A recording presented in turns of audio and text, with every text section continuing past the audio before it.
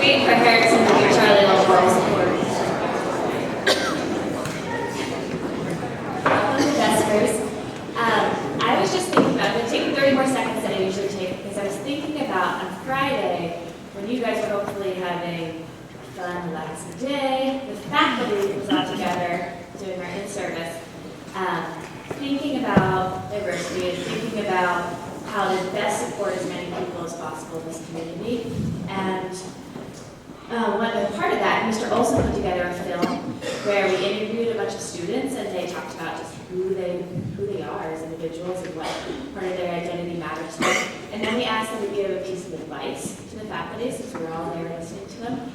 And one piece of advice that resonated with me was Paco said, that sometimes you guys forget that we change, that you meet us our first year when we come in, and you assume that you then know us. 3 or 4 years later when we're seniors, we're often really different people. We've grown in lots of ways, and you've kind of pegged us as that person you first encountered. So just remember that. Remember that we change and keep getting to know us and give us the opportunity to change.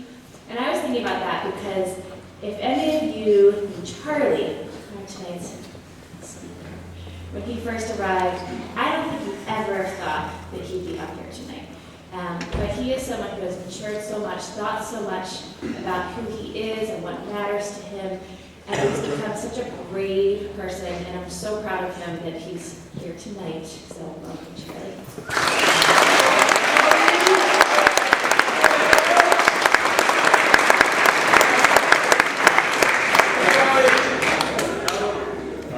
My name is Bartlett, and this is my third year at Stevenson. I stand here today with a message. The message I think is important to pass on to you because it has been so important to me. I may not know everything. I still have much to learn, and I learn something new every day. But the concepts I've learned have helped me turn an unhappy and miserable life into one full of happiness and satisfaction. I remember one of the first days of 4th grade. I remember when I would constantly shake, seeing the unknown faces. I was so terrified and was not able to speak as I felt so out of place. One day in particular sticks with me because it greatly shaped who I would later become and the experiences I would later face during the darkest days of my life. I actually met someone during the first week of 4th grade who I could have considered an acquaintance. I remember we were staying in the lunch line and we had a good conversation, and he seemed nice. And I was able, we had a good conversation. We got our pizza and chocolate milk and headed over to a nearby table where 4 or 5 other people were sitting. I remember the person sitting next to another kid, and as I fell behind him, the kid was yelling at him, "Why the hell did you bring him over here? What were you thinking?" As my so-called friend shrugged and put his head down, that same kid turned to me. "Dude, who do you think you are? You're such a loser. Just go away. No one likes you. You're retarded." In tears, I turned away and sat all by myself. After this moment, life didn't get any better. Each day at school, I would keep my mouth shut so that I couldn't be made fun of further for what came out. I just tried to get through each day by avoiding everyone as much as I could, even opting to eat in the bathroom to hide from the world. The worst of all is although I had no friends at school, I never felt like I had anyone to cheer me up and hold me outside of school either. When I got home, I dealt with constant drama from my parents fighting and a twin brother who bossed me around and disrespected me.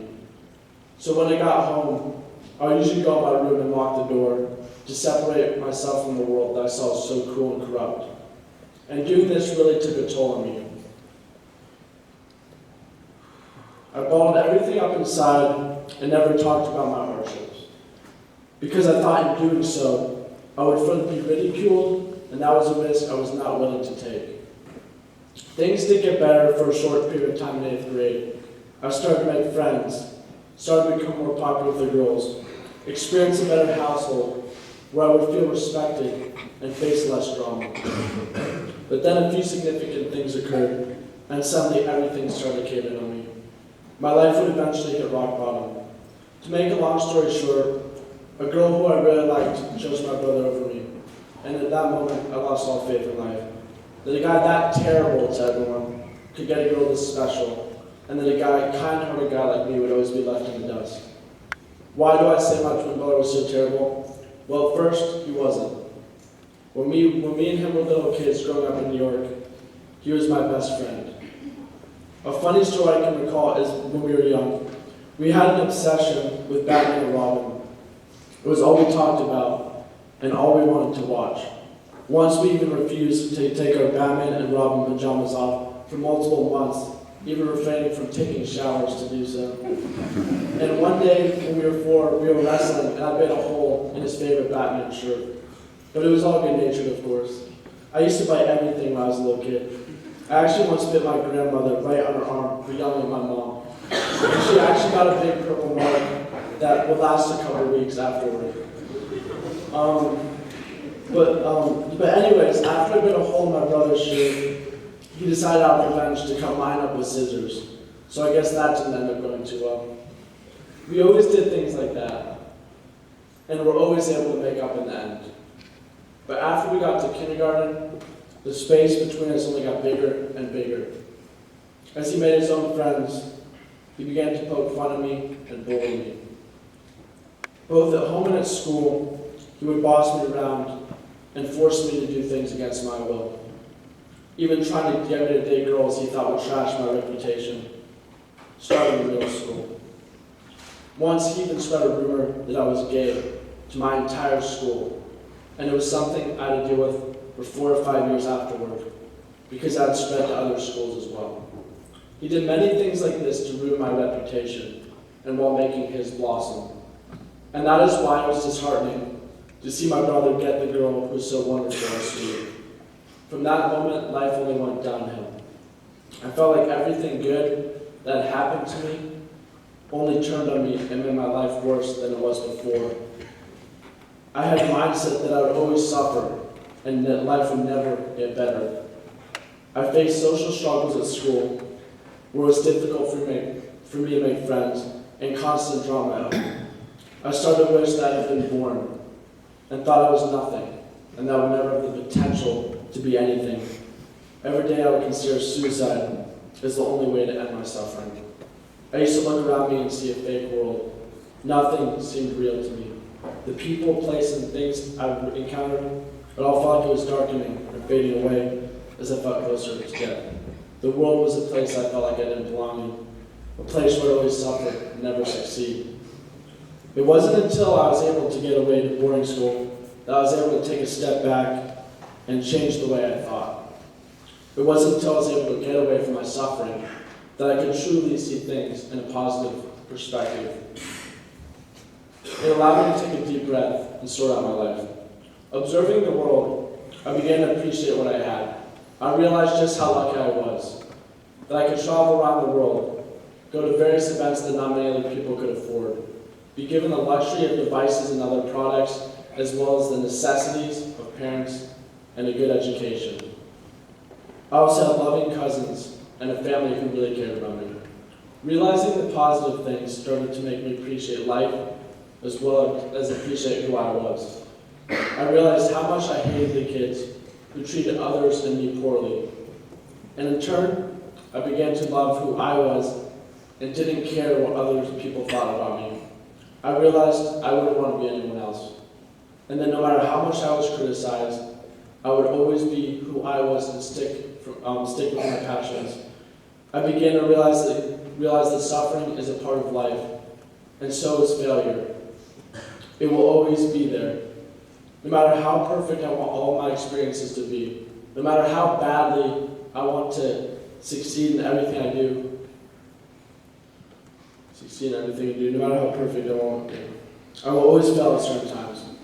And I started to tell myself that no matter how much I failed, no matter what the odds, I would always fight to the end and never give up. This realization has helped me grasp the importance of perseverance. In life, we must strive for what we are passionate about, no matter what happens to us. For me, tennis is an example of this. My junior year, I realized how important tennis was to me and how much I enjoyed playing it. Despite people telling me I would not make varsity and I wasn't any good, I brushed all of that aside and used it to motivate me. In 1 year, after committing myself completely to tennis, I was able to move from 15th on the team to 8th, a scrub on JV to an important part of the varsity team.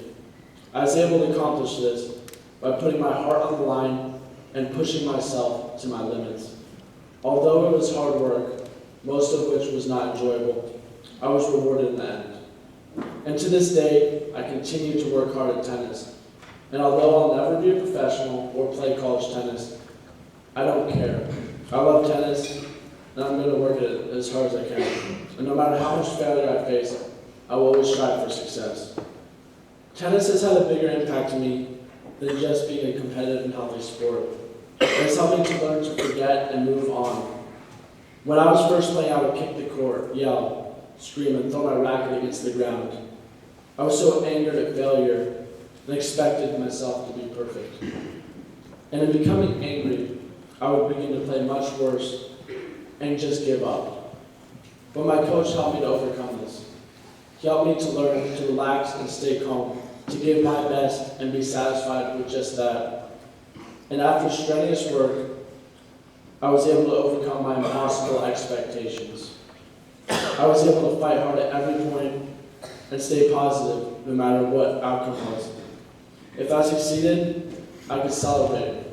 If I lost, I should just learn from my mistake and try to improve upon it in the future. Before, I could have played better and gotten angry if I lost. That's how bad it was. But after my transformation, I was no longer angry at falling short of perfection, but instead I became satisfied with my best. I realized that there will always be people better than me at certain things in my life, and I shouldn't be upset and falling short of them. I should just focus on myself and be proud of what I achieved, and not how I compare to others. One of my favorite songs states, "Don't waste your time in jealousy. Sometimes you're ahead, sometimes you're behind. The race is long, and in the end, it is only with yourself." Many of us think we aren't special because of the accomplishments of the people around us. But you should just work hard with what you have and not judge your success by your peers. Just work as hard as you can, and that is all you can ask of yourself. You should be proud of progress and not be disappointed in falling short. With my change of thought, life seems so much more beautiful and hopeful. I'm always thinking positively, and I have a different perspective. One that brings out the best in my surroundings and not the worst. I have a lot of friends now, including a few girlfriends over the past few years. My brother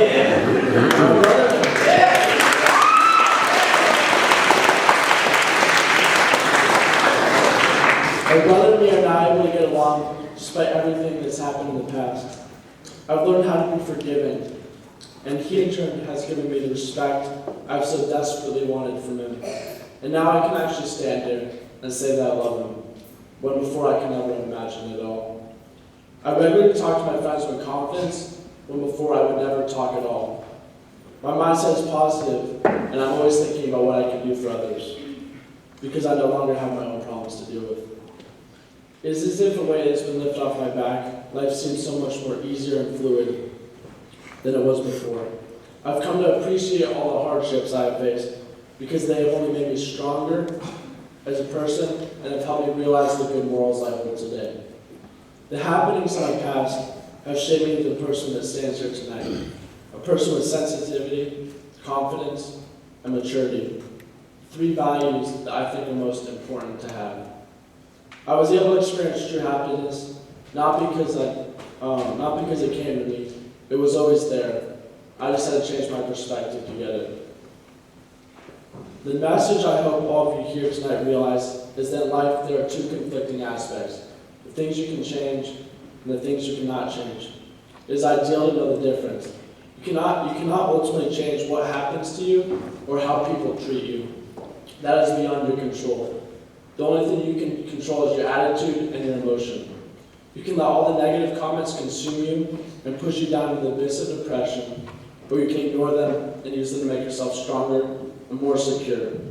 It is with you that your emotion can change. It is with you that your life can change. It is with you that you can reach a summit of self-satisfaction that is the goal and demand of all humans who walk this earth. It is with you that you can reach happiness.